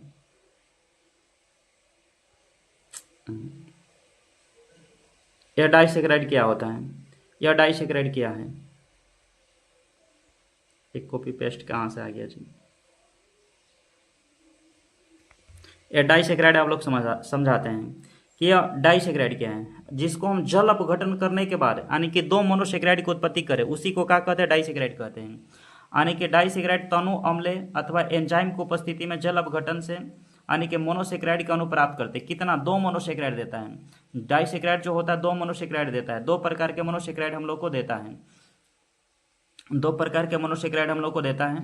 अच्छा, डाइसेकेराइड में यहाँ पे ग्लाइकोसाइडिक बंधन है, यानी कि जब दो ग्लूकोज कणु है, एक ग्लूकोज कणु इधर है, एक ग्लूकोज कणु इधर है, यानी कि दोनों ग्लूकोज कणु आपस में ना ग्लाइकोसाइडिक बंधन द्वारा क्या होते हैं, जुड़े होते हैं। ग्लाइकोसाइडिक बंधन द्वारा क्या होता है, जुड़े होते हैं। ग्लाइकोसाइडिक बंधन के द्वारा क्या होता है, जुड़े होते हैं। उसके बाद यहाँ पे सुक्रोज है। अभी सुक्रोज के बारे में देखे थे कि सुक्रोज को जब हम जल अपघटन करते हैं, यानी जल अपघटन करते हैं तो एक ग्लूकोज मिलता है, एक क्या मिलता है हम लोग को, फ्रक्टोज मिलता है। क्या मिलता है, फ्रक्टोज मिलता है। और यहाँ पे हम लोग को यहाँ पे ग्लाइकोसाइडिक बंधन के बारे में देखा है कि यहाँ अल्फा ग्लूकोज हो गया जो कार्बन नंबर 1 है, यहाँ पे आप लोग को बीटा ग्लूकोज है, कार्बन नंबर 2 है। अब दोनों को आपस में ग्लाइकोसाइडिक बंधन के द्वारा क्या किया गया, जोड़ा जाता है। ग्लाइकोसाइडिक बंधन के द्वारा दो ग्लूकोज अणुओं को, यानी कि दो ग्लूकोज और ग्लाइकोसाइडिक बंधन के द्वारा ही, जैसे यहाँ पे ग्लूकोज और फ्रक्टोज को अपचायक समूह को ग्लाइकोसाइडिक बंधन जोड़ करके ग्लाइकोसाइडिक बंध का निर्माण किया जाता है। ग्लाइकोसाइडिक बंध का क्या किया जाता है, निर्माण किया जाता है। और इसके बारे यहाँ पे आ गया मल्टोज, आ गया क्या, आ गया मल्टोज। कि मल्टोज क्या होता है, मल्टोज के बारे में आप लोग को यहाँ पे थोड़ा बताते हैं कि मल्टोज क्या है, ठीक ना। तो देखिए मल्टोज आप लोग को समझाते हैं कि मल्टोज क्या है। देखिए मल्टोज हम लोग को, देखिए एक डाइसेकेराइड है। मल्टोज एक प्रकार के क्या हम लोग को डाइसेकेराइड है। और मल्टोज जो होता है सर्वाधिक हम लोग को यह जो मोटा अनाज होता है, जैसे जौ हो गया, मिलेट्स कहिए, जौ हो गया, उनसे प्राप्त होता है। और खेतों में फलीदार जो पौधे होते हैं उन पौधों में फ्रुक्टोज के कारण ही मिठास का, यानी कि फ्रुक्टोज के कारण उसमें मिठास होता है, लेकिन पकने के बाद उसमें मल्टोज आ जाते हैं। पकने के बाद क्या आते हैं, मल्टोज आ जाते हैं। पकता है तो जब उसमें क्या आता है, मल्टोज आ जाता है। तो मल्टोज आपको, दूसरा बात कि मल्टोज को हम जल अपघटन करेंगे, मल्टोज को जो जल अपघटन करेंगे तो दो ग्लूकोज का अणु प्राप्त होते हैं। अभी पीछे बताए थे कि मल्टोज के जल अपघटन से कितने ग्लूकोज का अणु मिलता है, दो ग्लूकोज का अणु प्राप्त होते हैं। और यहाँ पे देखिए ग्लूकोज, मल्टोज के स्ट्रक्चर है, दो ग्लूकोज अणुओं का आपस में जोड़ा हुआ है, ग्लूकोज अल्फा ग्लूकोज और बीटा ग्लूकोज। यहाँ पे दोनों के दोनों अल्फा ग्लूकोज है, क्योंकि मल्टोज के जल अपघटन करने से ना दो समान ग्लूकोज का अणु प्राप्त होते हैं। तो दोनों यहाँ पे देखिए कार्बन नंबर इसका 1 से कार्बन नंबर 4 से ग्लाइकोसाइडिक बंधन द्वारा जोड़ करके मल्टोज का क्या किया जाता है, निर्माण किया जाता है। अब उसके बाद यहाँ पे लैक्टोज है। लैक्टोज के बारे में है कि लैक्टोज क्या होता है। लैक्टोज में देखिए एक लैक्टोज जो होता है, एक तो बीटा गैलेक्टोज होता है, एक होता है बीटा ग्लूकोज होता है। यानी कि ग्लूकोज और गैलेक्टोज, यानी कि ग्लूकोज और गैलेक्टोज को जोड़ करके हम लोग क्या करते हैं, लैक्टोज का निर्माण करते हैं। और यह दूध में उपस्थित होता है। लैक्टोज क्या होता है, दूध में उपस्थित होता है। इसे दूध का शर्करा भी बोलते हैं। क्या बोलते हैं, दूध का शर्करा बोलते हैं। गैलेक्टोज का देखिए यहाँ लिखा है प्रथम कार्बन, और ग्लूकोज के चौथे कार्बन के मध्य में ग्लाइकोसाइडिक बंधन द्वारा जोड़ करके तब लैक्टोज का क्या किया जाता है, निर्माण किया जाता है। लैक्टोज का जो निर्माण होता है वह गैलेक्टोज के प्रथम कार्बन और ग्लूकोज के चौथे कार्बन से जोड़ करके ग्लाइकोसाइडिक बंधन के द्वारा हम लोग क्या करते हैं, इसको निर्माण करते हैं। क्या करते हैं, इसको निर्माण करते हैं, इसको निर्माण करते हैं। ठीक है, इसको निर्माण किया जाता है, इसको निर्माण किया जाता है। दूसरा बात जो हम लोग को लैक्टोज के बारे में बता दें कि लैक्टोज को ना मिल्क शुगर के नाम से भी जानते हैं। लैक्टोज को क्या कहते हैं, मिल्क शुगर के नाम से जानते हैं, दूध शर्करा के नाम से जानते हैं। दूधों में मिठास के कारण भी लैक्टोज होता है। अच्छा, लैक्टोज का पाचन कहाँ होता है, तो इसका पाचन जो होती है लैक्टोज का छोटी आंत में होती है। कहाँ होती है, छोटी आंत में होती है। लैक्टोज का जो पाचन होती है वो कहाँ पे होती है, छोटी आंतों में होती है, छोटी आंतों में होती है। उसके बाद पॉलीसेकेराइड, यहाँ पे पॉलीसेकेराइड के बारे में देखिए बता दें। पॉलीसेकेराइड जैसे स्टार्च है, क्या है स्टार्च। स्टार्च पौधों में मुख्यतः संग्रहित एक पॉलीसेकेराइड होती है, या पौधों में रहता है। स्टार्च जो होता है पौधों में संग्रहित एक क्या होती है, एक प्रकार की पॉलीसेकेराइड होती है। स्टार्च जो होती है पौधों में मुख्यतः एक प्रकार की क्या होती है, पॉलीसेकेराइड होती है। स्टार्च जो है पौधों में मुख्यतः एक पॉलीसेकेराइड है, या मनुष्यों के लिए आहार का मुख्य स्रोत होता है। जैसे स्टार्च में देखिए क्या क्या मिल रहा है। स्टार्च के अंतर्गत हम लोग को यहाँ पे मिल रहा है कि दाल है, जैसे जड़ है, कोई गाजर वजर है, जैसे कंद हो गया, सब्जी, स्टार्च, ये सब प्रचुर मात्रा में। स्टार्च में जैसे आलू में जो स्टार्च पाया जाता है, और आलू में स्टार्च के कारण ही आलू जो पकने के बाद क्या होते हैं, फूल फट जाता है। तो आलू में स्टार्च पाया जाता है, चावल में भी स्टार्च पाया जाता है। चावल को हम लोग पकाते हैं तो चावल के देखिए साइज बड़ा हो जाता है, तो स्टार्च के कारण ही चावल के साइज क्या होते हैं, बड़ा हो जाते हैं। तो स्टार्च में भी हम लोग जो है चावल में पाया जाता है, आलू में पाया जाता है, दाल के अंदर पाया जाता है, जड़ कंदमूल, ये समय स्टार्च हम लोग को देखने के लिए मिलता है। सबसे बड़ा इंपॉर्टेंट है स्टार्च के बारे में हम लोग को अगर देखें, यहाँ पे स्टार्च के बारे में सबसे बड़ी अगर इंपॉर्टेंट लाइन देखें कि स्टार्च जो है हम लोग का, ठीक ना, स्टार्च के बारे में अगर सबसे बड़ी बात अगर आप लोग को बताएं यहाँ पे, स्टार्च के बारे में बताएं। स्टार्च आलू चावल के साथ साथ, आलू चावल साबूदाना हमारे भोजन में शामिल एक पॉलीसेकेराइड होता है। स्टार्च एक प्रकार का पॉलीसेकेराइड है। और इसके अलावा यहाँ पर देखिए लिखा है कि एमिलोस और एमिलोपेक्टिन से मिल करके ये बनता है। स्टार्च अगर पूछे कि इसमें कौन कौन से दो बंधन होते हैं, तो एमिलोस होते हैं, एमिलोपेक्टिन होते हैं। और इसके अलावा थोड़ा आगे पढ़िए क्रम में, एमिलोस जो है जल में घुलनशील अवयव है। एमिलोस क्या होता है, जल में घुलता है, और स्टार्च 15 से 20% भाग ही निर्मित करता है। यानी कि एमिलोस जल में घुल करके स्टार्च का कितना भाग बनाता है, तो 15 से 20% भाग स्टार्च का बनाता है। एमिलोस जल में घुल करके 15 से 20% स्टार्च का भाग बनाता है। नेक्स्ट आगे इसमें लिखा है कि एमिलोस में 200 से 1000 अल्फा डी प्लस ग्लूकोज इकाइयां की अशाखित श्रृंखला होती है, जो कार्बन संख्या 1 से कार्बन संख्या यानी कि कार्बन 1 जिसमें कार्बन 1 कार्बन 4 से जुड़ करके ग्लाइकोसाइडिक बंधन द्वारा जुड़ करके हम लोग को एमिलोपेक्टिन जुड़ करके हम लोग का ना स्टार्च बनती है। आगे लिखा है कि एमिलोपेक्टिन जो होता है, एमिलोपेक्टिन जल में अविलय होता है। यहाँ देखिए एमिलोस जो होता है जल में घुलनशील होता था और 15 से 20% स्टार्च का भाग बना रहा था। और इसमें कार्बन संख्या जो 1 से चौथा कार्बन से जुड़ करके ग्लाइकोसाइडिक बंधन द्वारा स्टार्च बनाता है। जबकि एमिलोपेक्टिन जल में अविलय होता है और स्टार्च का 80 से 85% भाग स्टार्च का भाग बनाता है। और इसमें भी कार्बन संख्या प्रथम से कार्बन संख्या चौथा ग्लाइकोसाइडिक बंधन द्वारा जुड़ करके हम लोग को स्टार्च बनाता है, जिसमें कार्बन संख्या 1 कार्बन संख्या 6 ग्लाइकोसाइडिक बंधन द्वारा जुड़ा रहता है। और नीचे स्ट्रक्चर भी इसका लिखा हुआ है। स्ट्रक्चर लिखा हुआ वहाँ पर देखिए, कार्बन संख्या 1 कार्बन संख्या 4 से जुड़ा हुआ है। यह एमिलोस के लिए, किसका स्ट्रक्चर है, एमिलोस के लिए जो जल में क्या होता है, विलय होता है, 15 से 20% भाग स्टार्च का बनाता है। जबकि एमिलोपेक्टिन के लिए जो होगा हम लोग का, एमिलोपेक्टिन के लिए जो होगा, आगे देखते हैं यहाँ पे एमिलोपेक्टिन के बारे में भी लिखा है। देखिए यहाँ पे एमिलोपेक्टिन के बारे में लिखा है। जो एमिलोपेक्टिन है एक कार्बन संख्या देखिए प्रथम है और चौथा से भी जुड़ा है, प्रथम से चौथा से जुड़ा है। इसके अलावा कार्बन संख्या देखिए, कार्बन संख्या एक बाद देखिए प्रथम और 6 से, यहाँ पर देखिए कार्बन संख्या ये 6 है, एक कार्बन संख्या 6 है, एक कार्बन संख्या प्रथम है। तो जो एमिलोपेक्टिन है एक बहुत बड़ा बृहद अणु का संरचना होती है और इसमें कार्बन संख्या प्रथम से कार्बन संख्या 4 और कार्बन संख्या छठा से कार्बन संख्या प्रथम जुड़ा होता है। देखिए यहाँ पे कार्बन संख्या प्रथम, यहाँ पर 1 कार्बन से चौथा कार्बन जुड़ा हुआ है, यहाँ पे जो है आपका प्रथम कार्बन चौथा कार्बन, और यहाँ पे देखिए कार्बन संख्या, यहाँ पर कार्बन संख्या जो 6 है और यहाँ कार्बन संख्या प्रथम है। इस तरह से जुड़ करके एमिलोपेक्टिन आबंध का निर्माण होता है। जल में क्या होता है, अविलय होता है, और 80 से 85% भाग स्टार्च का किससे बनता है, एमिलोपेक्टिन से बनता है, और 15 से 20% भाग एमिलोस स्टार्च से बनता है। तो एमिलोस और एमिलोपेक्टिन स्टार्च के भाग को क्या करते हैं, निर्माण करते हैं। सेलुलोज, देखिए सेलुलोज जो है विशिष्ट रूप से केवल पौधों में ही मिलता है, ठीक ना, कि सेलुलोज जो होता है विशिष्ट रूप से कहाँ मिलता है, केवल पौधों में मिलता है। और एक प्रकार का संरचनात्मक कार्बोहाइड्रेट होता है। क्या होता है, संरचनात्मक कार्बोहाइड्रेट होता है। और पृथ्वी पर सबसे ज्यादा मात्रा में कोई कार्बोहाइड्रेट है तो सेलुलोज ही, पृथ्वी पर सबसे ज्यादा मात्रा में कोई कार्बोहाइड्रेट है तो सेलुलोज है। दूसरा बात, सेलुलोज के ना मनुष्य कभी सेलुलोज का पाचन नहीं कर सकता, हम लोग कभी सेलुलोज का पाचन नहीं कर सकते हैं। जैसे गेहूं के चोकर स्टार्च के होते हैं, लेकिन उसका कैप्सूल के कवर भी जो ना स्टार्च का होता है। अभी स्टार्च के बाद हम चले गए, लेकिन यहाँ पे सेलुलोज जो है उसका पाचन हम लोग सेलुलोज देखिए स्टार्च का पाचन कर लेते हैं। जैसे हम लोग, जैसे कोई कैप्सूल है उसका कवर है उसको हम लोग खा लेते हैं, पाचन कर लेते हैं। स्टार्च का पाचन हम लोग के मुख से ही चालू हो जाता है, क्योंकि मुख में हम लोग को पाया जाता है कौन सा एंजाइम, टाइलिन होता है, टाइलिन वही स्टार्च को पचाता है। लेकिन सेलुलोज का पाचन हम लोग मनुष्य ज्यादातर, पहले के लोग थोड़ा बहुत कर लेते थे। सेलुलोज जैसे घास हो गया, उस सब का पाचन हम लोग नहीं कर पाते। कुछ मात्रा में सागों का पाचन हम लोग कर लेते हैं, सागों खाते रहते हैं हम लोग तो, लेकिन ठीक ना, जैसे पालक हो गया आपका बूट वाला साग होता है, आप बहुत सारा साग है, ठीक ना, तोरी उरी के भी लोग यूज करते रहते हैं। तो कुछ कुछ साग है जिसका हम लोग पाचन कर लेते हैं। लेकिन यहाँ पे सेलुलोज जो है, सेलुलोज का मनुष्य लेकिन पाचन नहीं कर पाता है। लेकिन पृथ्वी पे सबसे ज्यादा मात्रा में कोची है तो सेलुलोज ही है। पृथ्वी पे सबसे ज्यादा मात्रा में क्या है, सेलुलोज है। यहाँ पे सेलुलोज का स्ट्रक्चर भी बताते हैं।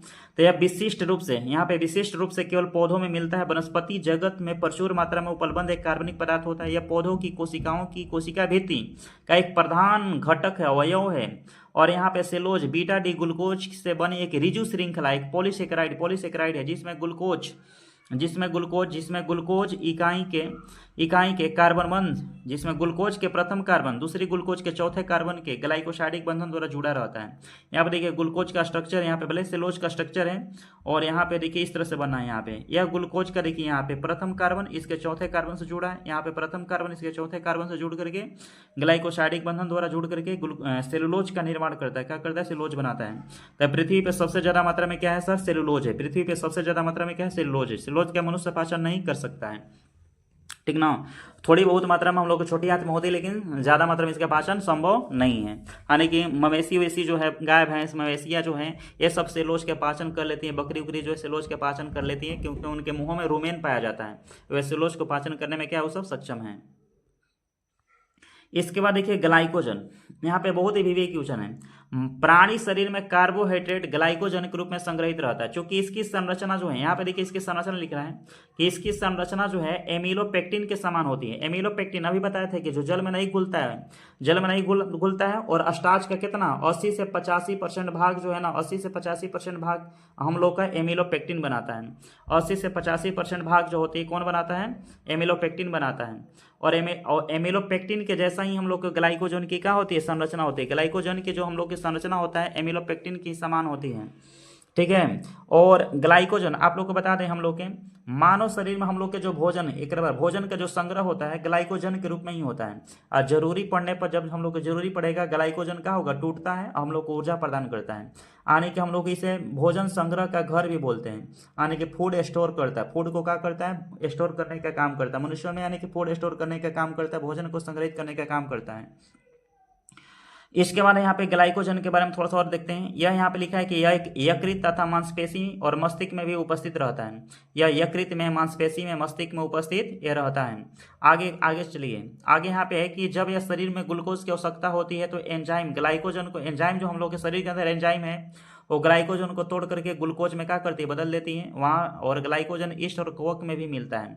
ये बहुत इंपॉर्टेंट लाइन है। ग्लाइकोजन ईस्ट में भी मिलता है, कोवक के अंदर भी ग्लाइकोजन मिलती है। ग्लाइकोजन का काम क्या होता है? भोजन को स्टोर करना। भोजन को क्या करना? स्टोर करना, ठीक है ना। तो प्राणियों में, हम लोग के शरीर में यहाँ पे मानव प्राणी में कार्बोहाइड्रेट यानी कि जो होते हैं संग्रहित रहती है वो ग्लाइकोजन के रूप में ही रहती है। और एमिलोपेक्टिन के क्या होता है? समान होता है। एमिलोपेक्टिन के क्या होता है सर? ये समान होता है। और इसे प्राणी का स्टार्च भी बोलते हैं। इसे प्राणियों का क्या बोलते हैं? स्टार्च भी बोला जाता है। अब यहाँ पे कार्बोहाइड्रेट के महत्व है। देखिए कार्बोहाइड्रेट के महत्व के बारे में बात करें तो कार्बोहाइड्रेट, देखिए कार्बोहाइड्रेट के बहुत सारा महत्व है सर। कार्बोहाइड्रेट हमारे खाद्य पदार्थ है, जीवन जीने के लिए आवश्यक होता है। इसके अलावा दुनिया में जो भी पदार्थ है यहाँ पे देख रहे हैं जो खा रहे हैं हम लोग, कार्बोहाइड्रेट है। करेंसी हम लोग का कार्बोहाइड्रेट, सूती कपड़ा हम लोग का कार्बोहाइड्रेट है। तो कार्बोहाइड्रेट हम लोग के स्वस्थ रहने के लिए क्या है? बहुत ज्यादा जरूरी है। यानी कि कार्बोहाइड्रेट पौधों तथा प्राणियों के जीवन के लिए बहुत आवश्यक होते हैं। हमारे भोजन का एक प्रमुख भाग होता है जो चिकित्सा के आयुर्वेदिक प्राणी में ऊर्जा के तत्कालिक, ऊर्जा के क्या होते हैं? तत्कालिक स्रोत के रूप में वैद्यों द्वारा शहद का उपयोग किया जाता है तथा कार्बोहाइड्रेट अणु वनस्पति में तथा स्टार्च में मतलब पाए जाते हैं। इसके बाद यहाँ पर देखिए कार्बोहाइड्रेट के बारे में। देखिए कार्बोहाइड्रेट जो होता है जंतुओं में ग्लाइकोजन के रूप में और पेड़ पौधों में, बताइए हम लोग में कार्बोहाइड्रेट जो होता है ना ग्लाइकोजन के रूप में संग्रहित रहता है, लेकिन पेड़ पौधों में ना स्टार्च के रूप में। पेड़ पौधों में कार्बोहाइड्रेट जो होता है स्टार्च के रूप में संग्रहित रहता है। और जरूरी पड़ने पर ग्लाइकोजन जैसे टूट के हम लोग को ऊर्जा टूट करके एंजाइम जो होता है हम लोग के मानव शरीर के अंदर जो एंजाइम होते हैं ग्लाइकोजन को तोड़ करके ऊर्जा प्रदान करता है। उसी प्रकार पेड़ पौधों में स्टार्च यानी कि टूट करके क्या होते हैं? ऊर्जा उन्हें देता है। जब पेड़ पौधा खाना नहीं बनाएंगे, प्रकाश संश्लेषण नहीं कर पाएंगे तो स्टार्च टूट करके पेड़ पौधों को क्या करेगा? ऊर्जा प्रदान करेगा। तो पेड़ पौधों में भोजन का संग्रह स्टार्च के रूप में और मानव भोजन का संग्रह ग्लाइकोजन के रूप में। ये सब हम लोग के क्या है? सब कार्बोहाइड्रेट है। और इसके अलावा यहाँ पे जीवाणु और पौधों की कोशिका भी सेलुलोज की बनी होती है। और लकड़ी के रूप में प्राप्त सेलुलोज हमें फर्नीचर आदि ये सब के सब क्या है? सब यानी कि सारे के सारे कार्बोहाइड्रेट है। कार्बोहाइड्रेट के द्वारा ही हम लोग को देखिए लकड़ी के फर्नीचर मिल रहा है, सूती कपड़े हैं, प्लस में करेंसी है। सब के सब क्या है? कार्बोहाइड्रेट ही तो है। ये सब के सब क्या है सर? कार्बोहाइड्रेट है। नेक्स्ट हम लोग आगे चलते हैं। देखिए यहाँ पे प्रोटीन्स आ गया। क्या आ गया सर? प्रोटीन्स। और प्रोटीन के बारे में आप लोग को समझाते हैं कि प्रोटीन्स क्या होते हैं। प्रोटीन के बारे में आप लोग को समझाते हैं कि प्रोटीन्स क्या है। इसके बारे में आप लोग को हम बताते हैं कि प्रोटीन, चलिए और प्रोटीन के बारे में हम लोग पढ़ते हैं। एक बेहद जानकारी प्रोटीन के बारे में आप लोग को हम प्रदान करते हैं। देखिए प्रोटीन लिखा है कि एनसीईआरटी लिखा है प्रोटीन जीव जगत में सर्वाधिक। प्रोटीन जो होता है हम लोग का इसका समान परिचय में है। प्रोटीन का एक समान परिचय है कि प्रोटीन जीवों में सर्वाधिक पाया जाने वाला एक जैव अणु है। प्रोटीन का मुख्य स्रोत जो होता है दूध होता है। दूध बताइए, दूध है, पनीर है, दाल है, मूंगफली है, मछली, मांस आदि। यह शरीर में प्रत्येक भाग में उपस्थित होते हैं, ठीक ना। यह शरीर के प्रत्येक भाग में जो प्रोटीन जो होते हैं क्या होते हैं, उपस्थित होते हैं। और इसके अलावा जीवन का मूलभूत संरचनात्मक क्रियात्मक आधार भी क्या होता है, प्रोटीन होता है। शरीर की वृद्धि और अनुरक्षण के लिए आवश्यक हो। प्रोटीन शब्द की उत्पत्ति जो है प्रोटियस से हुई है। कहाँ से? प्रोटियस शब्द से हुई है। किससे हुई है? प्रोटियस शब्द से हुई है। और इसके अलावा बता दें कि प्रोटीन का समान परिचय में ये हम लोग का एक जटिल कार्बनिक यौगिक है। और प्रोटीन में सबसे ज़्यादा हम लोग के क्या होती है, कार्बन होती है। तब उसके बाद ऑक्सीजन है हम लोग का, तब उसके बाद नाइट्रोजन है हम लोग का, सबसे कम होता है हाइड्रोजन होता है। तब प्रोटीन में सबसे ज़्यादा होता है कार्बन, ऑक्सीजन, तब नाइट्रोजन, तब होता है हाइड्रोजन होता है। लगभग देखिए प्रोटीन का अगर निर्माण का बात करें तो हम लोग लगभग 20 प्रकार के, जब 20 यानी कि 20 से अधिक, कहीं 20 से अधिक प्रकार के जब एमिनो एसिड को मिलाया जाता है, यानी कि जैसे हमारा यहाँ पे बीकर है, इसमें बहुत छोटे छोटे एमिनो अम्ल हैं, तो बहुत सारे एमिनो अम्लों को मिला करके तब हमारा प्रोटीन का एक अणु का निर्माण किया जाता है। क्या किया जाता है? प्रोटीन का अणु का निर्माण किया जाता है। यानी कि बहुत सारे एमिनो अम्लों को मिला करके, एमिनो एसिड को मिला करके, बहुत सारे एमिनो एसिड को मिला करके प्रोटीन अणु का क्या किया जाता है, निर्माण। प्रोटीन जो होती है हमारे लिए माने कि बहुत जरूरी है। ये कहाँ कहाँ पे मिलती है? दूध, पनीर, दालें, मूंगफली, मछली, मांसपेशियों में पाया जाता है। प्रोटीन हमारी कोशिका के, हम लोग का जो सेल होता है, जो कोशिका होती है, उनके निर्माण में, उनकी मरम्मत करने में महत्वपूर्ण भूमिका निभाती है। इसके अलावा जब बोलें, इसके अलावा हम बोलें कि अगर हम लोग को देखें यहाँ पे प्रोटीन्स के बारे में थोड़ा सा बात करें, यहाँ पे 1 ग्राम प्रोटीन से अगर मान के लिए हमारे शरीर में लगभग कितनी प्रोटीन की जरूरी होगी? अगर मान के चलिए 1 ग्राम हम लोग के अगर प्रोटीन से अप्रोक्सीमेटली कितनी ऊर्जा हम लोग को प्राप्त हो जाएगी, यानी कि 1 ग्राम प्रोटीन से लगभग में आपको 5 से 6, यानी कि 1 ग्राम आप 1 ग्राम प्रोटीन से ले रहे हैं तो कितना कैलोरी ऊर्जा मिल जाएगी? 1 ग्राम प्रोटीन से लगभग में 5 से 6 कैलोरी मतलब ऊर्जा हम लोग को प्राप्त हो जाएगा। किलो कैलोरी, 5 से 6 किलो कैलोरी हम लोग को ऊर्जा प्राप्त हो जाती है। जबकि वही हम लोग को 1 ग्राम कार्बोहाइड्रेट से अगर बात करें तो 4.2 कैलोरी, यानी कि 4.2 किलो कैलोरी जो होती है हम लोग को, किलो कैलोरी जो ऊर्जा प्राप्त होती है, ठीक है ना, कार्बोहाइड्रेट से। जबकि फैट से सबसे ज़्यादा वासा से तो 9.2 किलो कैलोरी ऊर्जा प्राप्त होती है वासा से, लेकिन प्रोटीन से तो थोड़ा सा कार्बोहाइड्रेट से ज़्यादा मिलता है, वासा से कम मिलती है। वासा में ज़्यादा ही ऊर्जा होती है। आगे हम लोग चलते हैं प्रोटीन एमिनो अम्ल के बारे में। यहाँ पे एमिनो अम्ल के बारे में आगे एमिनो अम्ल के बारे में आप लोग को बताते हैं। एमिनो अम्ल क्या है, एमिनो एसिड क्या होता है उसको बताते हैं। देखिए यहाँ पे एमिनो अम्ल जैसे यहाँ पे क्रियात्मक समूह NH2 है, कार्बोक्सिलिक समूह COOH है, एक समूह है। इन दोनों को मिलाने के बाद एक प्रक्रियात्मक समूह, यानी कि क्रियात्मक समूह एमीन और कार्बोक्सिलिक अम्लों को मिलाने के बाद ही हम लोग का एमिनो अम्ल का निर्माण होता है। एमिनो अम्ल एक प्रकार के कह सकते हैं कि कार्बनिक यौगिक है। एमिनो अम्ल जो है एक प्रकार का हम लोग का, यह एक प्रकार का कार्बनिक यौगिक है। क्या है? कार्बनिक यौगिक है, जिसमें 2 क्रियात्मक समूह होता है। कार्बोक्सिलिक समूह होता है COOH, एक होता है एमीन होता है NH2 होती है। क्या होते हैं? NH2 होती है। और इसके अलावा इसमें बता दें कि एमिनो एसिड जो होता है जीवधारियों के शरीर के लिए मतलब बहुत आवश्यक है, क्योंकि ये प्रोटीन निर्माण करता है। पृथ्वी पर लगभग 300 प्रकार के, लगभग ना 300 प्रकार के एमिनो एसिड है पृथ्वी पर। कितने प्रकार के हैं? 300 प्रकार के एमिनो एसिड है। और 20 आने के जब 20 से अधिक एमिनो एसिड को मिलाते हैं तो एक प्रोटीन का अणु का होता है, बनता है। और यहाँ पे और सारे एमिनो अम्ल के बारे में लिखा है कि एमिनो अम्ल अल्फा, बीटा, गामा, डेल्टा आदि में भी इनको बांटा जाता है। और प्रोटीन के जल अपघटन से अल्फा एमिनो अम्ल ही प्राप्त होता है। अगर प्रोटीन का जल अपघटन करेंगे तो कौन सा एमिनो अम्ल मिलेगा? अल्फा एमिनो अम्ल प्राप्त होता है। और इसके अलावा यहाँ पे लिखा है कि सभी एमिनो अम्लों को रूढ़ नाम है। यहाँ पे रूढ़ नाम है, यानी कि सब एमिनो अम्ल का अपना अपना एक अलग अलग कॉम्प्लेक्स, रूढ़ के मतलब कॉम्प्लेक्स नाम है, ठीक है ना। यहाँ पे लिखा है कि ग्लाइसिन को उसका नाम मीठे स्वाद के कारण नाम दिया गया है कि ग्लाइसिन एक प्रकार के एमिनो अम्ल है, उनको मीठे स्वाद के कारण उसका नाम एक प्रकार का नाम पड़ा है। तो हर एमिनो अम्ल का अपना अपना क्या है कि कॉम्प्लेक्स नाम दिया गया है, ठीक है ना। कॉम्प्लेक्स क्या है? नाम दिया गया है। एमिनो अम्ल का यहाँ पे वर्गीकरण होती है। एक प्रकार एमिनो अम्ल के वर्गीकरण में हम लोग का एक एमिनो अम्ल जो होती है, यहाँ पे देखिए लिखा है कि अनावश्यक होता है, एक आवश्यक होता है। 2 प्रकार के एमिनो अम्ल हम लोग के अंदर होते हैं। देखिए आवश्यक एमिनो अम्ल वो होते हैं जो हम लोग को, ठीक ना, बाहर से, जिसे आवश्यक उसे बोलते हैं जिसे हम लोग बाहर से मानव शरीर में लेने के लिए जरूरी पड़ती है। यानी कि देखिए जो एमिनो अम्ल हम लोग के शरीर के अंदर नहीं बनेगा, जो हम लोग के मानव बॉडी में नहीं बनेगा, जब नहीं बनेगा तो उसे क्या करेंगे? उसको ना बाहर से हम लोग को क्या करना पड़ेगा? लेने की जरूरी पड़ेगा। यानी कि जो एमिनो अम्ल मानव शरीर में नहीं बनेगा जी, जब नहीं बनेगा तो उसे बाहर से क्या करना पड़ेगा, लेने की जरूरी पड़ेगा। वहाँ पे अनावश्यक का मतलब होता है कि जिस एमिनो अम्ल का निर्माण मानव शरीर यानी कि ह्यूमन बॉडी के अंतर्गत हो जाती है, मानव बॉडी में हो जाती है, तो वैसे एमिनो अम्लों को बाहर से लेने की जरूरी नहीं पड़ती है। तो एमिनो अम्ल दो प्रकार के, एक अनावश्यक जिसे बाहर से लेने की जरूरी नहीं है, वैसे एमिनो सॉरी हाँ, जो एमिनो अम्ल मानव शरीर के अंदर बनती है वैसे एमिनो अम्लों को बाहर से लेने की जरूरी नहीं पड़ती, उसे अनावश्यक बोलते हैं। आवश्यक एमिनो अम्ल वो है एमिनो अम्ल होता है जिसे बाहर से लेने की जरूरी पड़ती है, जो मानव शरीर के अंदर नहीं बनता है। उसके बाद यहाँ पे देखिए कुछ कुछ यहाँ पे एमिनो अम्ल है, उसका नाम यहाँ पे लिखा हुआ है कि कौन कौन। देखिए एमिनो अम्ल है जिसे हम लोग को बाहर से लेने की जरूरी पड़ती है, ठीक है ना, बाहर से लेने के हम लोग को जरूरी पड़ता है उस सब के बारे में, यानी कि जो आवश्यक एमिनो अम्ल है उस सब को बताते हैं। जैसे वैलिन, एक में जो वैलिन यहाँ देखिए स्टार लगा है ना, वैलिन, ल्यूसिन, ये सब हम लोग के आवश्यक होते हैं। वैलिन है, ल्यूसिन है, यानी कि जो वैलिन नंबर है, ल्यूसिन है आपका, ये सब आवश्यक है हम लोग को। उसके बाद आइसोल्यूसिन है, ये भी हम लोग को क्या होते हैं, आवश्यक एमिनो अम्ल होते हैं। मेथिलीन, ठीक है ना, इसके बाद हम लोग को हो गया इसके बाद हम लोग का, ठीक है ना, आइसोल्यूसिन के बाद थोड़ा सा आगे बढ़ाते हैं इसको। इसके बाद हो गया इसके बाद देखिए मेथियोनिन, ये भी आवश्यक एमिनो अम्ल होता है, मेथियोनिन।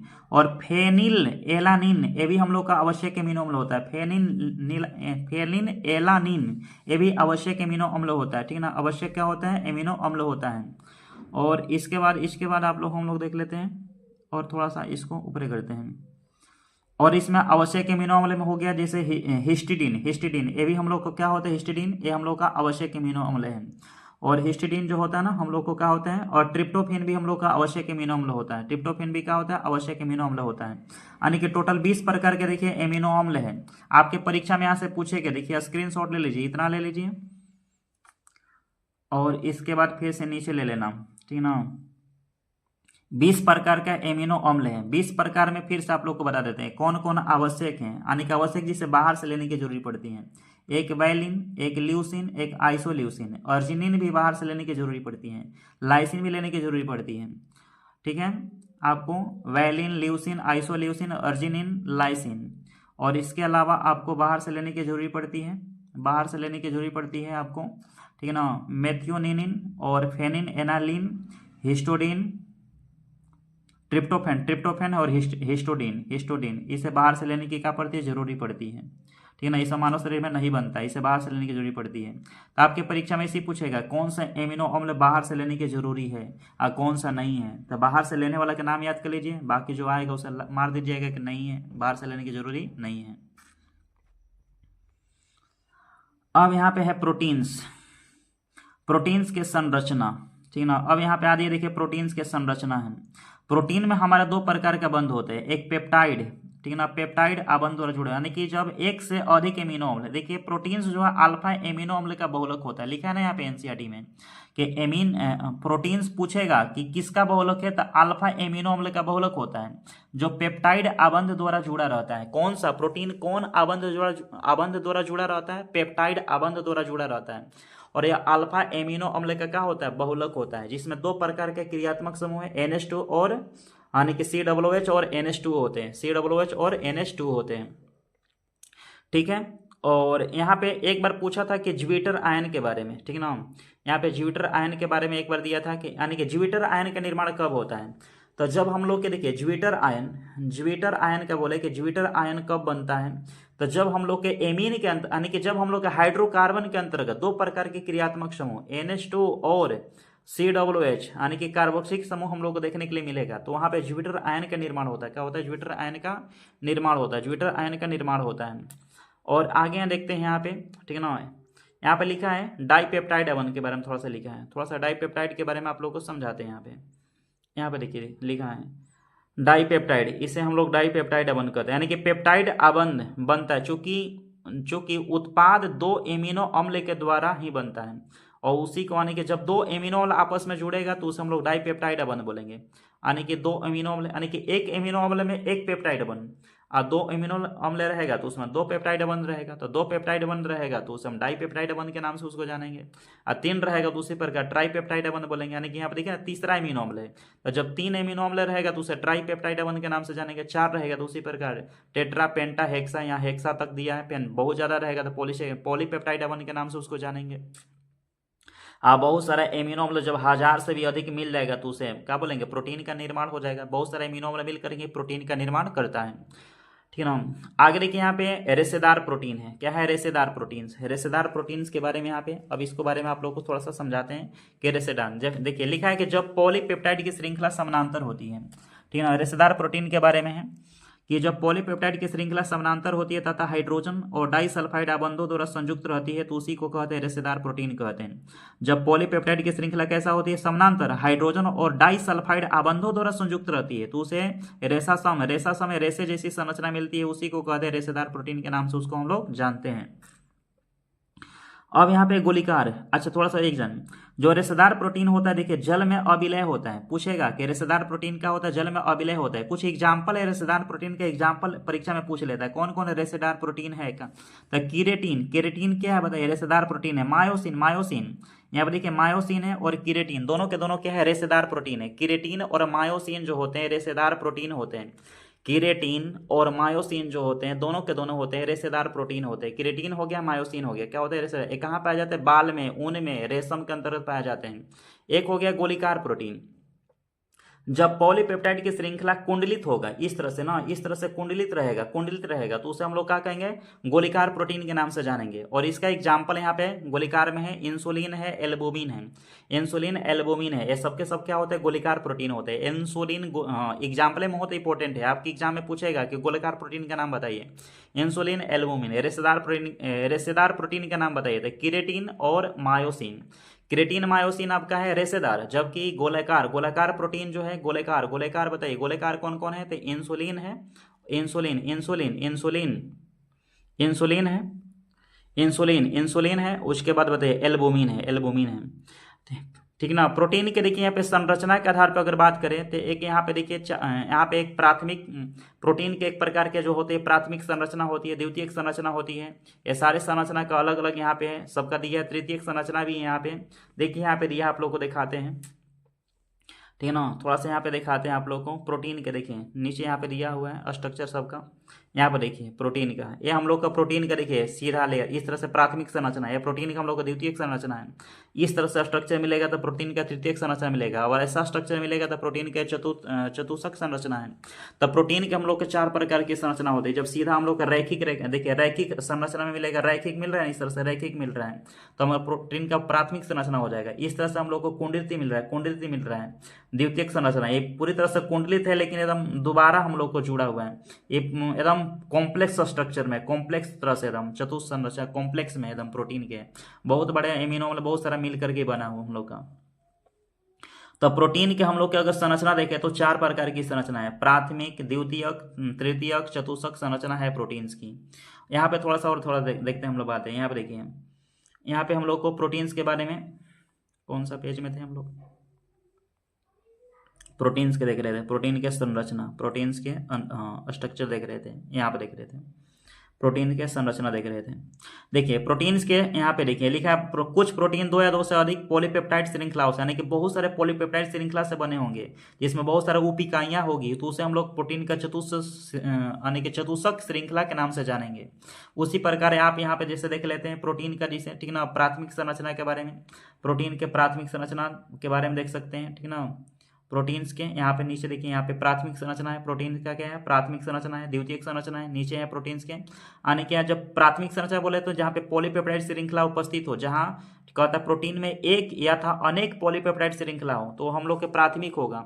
यानी कि जहाँ पे एक हो तथा उस अनेक पॉलीपेप्टाइड श्रृंखला उपस्थित हो। किसी प्रोटीन में प्रत्येक पॉलीपेप्टाइड एमिनो अम्ल के विशिष्ट क्रम में संयुक्त रहता है, ठीक ना, रहता है। जबकि द्वितीय में कहता प्रोटीन की द्वितीयक संरचना में उसकी आकृति और पॉलीपेप्टाइड श्रृंखला विद्यमान होती है, ठीक ना। यहाँ पे अल्फा हेलिक्स के मॉडल में रहेगा, अल्फा हेलिक्स मॉडल में रहता है, ठीक ना, अल्फा हेलिक्स मॉडल में रहता है। चलिए यहाँ पे देख लेते हैं प्रोटीन का विकृतीकरण, एग्जाम में बहुत बार पूछा है। देखिए प्रोटीन का विकृतीकरण क्या होता है आप लोग को बता दें। देखिए शॉर्ट लाइन में आपको बता दें। देखिए जब हम लोग प्रोटीन, जैसे मतलब कोई खाद्य पदार्थ है, आप खुली ऐसी खुली रख दिए हैं, तो प्रोटीन क्या होगा, उसमें खराब होगा, ऑक्सीकरण लग जाएगा, ऑक्सीकरण होगा।